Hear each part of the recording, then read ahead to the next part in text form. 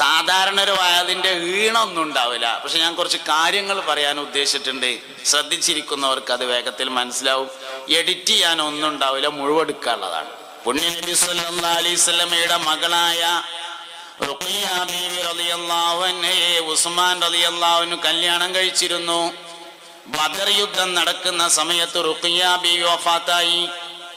പിന്നീട് മുത്തുനബി സല്ലല്ലാഹു അലൈഹി വസല്ലമയുടെ മകളായ ഉമ്മു കുൽസൂമിനെയും ബഹുമാനപ്പെട്ട ഉസ്മാൻ റളിയല്ലാഹു അൻഹു കല്യാണം കഴിച്ചു. ഉമ്മു കുൽസൂമും കുറെ കാലം ജീവിച്ചില്ല. ഉമ്മു കുൽസൂമും മരണപ്പെട്ടപ്പോൾ നബി തങ്ങൾ ഒരു വർത്താനം പറഞ്ഞു, എനിക്കിഞ്ഞ് ഒരു മോളെയും കൂടിയും കെട്ടിക്കാണ്ടായിരുന്നുവെങ്കിൽ അതും കൂടി ഞാൻ ഉസ്മാൻ എന്നെ കെട്ടിച്ചു കൊടുക്കുമായിരുന്നു. എന്താ ഉസ്മാൻ റളിയല്ലാഹു അൻഹുവിന്റെ പ്രത്യേകത? അതാണ് പെൺകുട്ടികൾക്ക് കല്യാണം ആലോചിക്കുമ്പോൾ ആകെ ആലോചിക്കേണ്ടത്. ഉസ്മാൻ റളിയല്ലാഹു അൻഹുവിന്റെ പ്രത്യേകത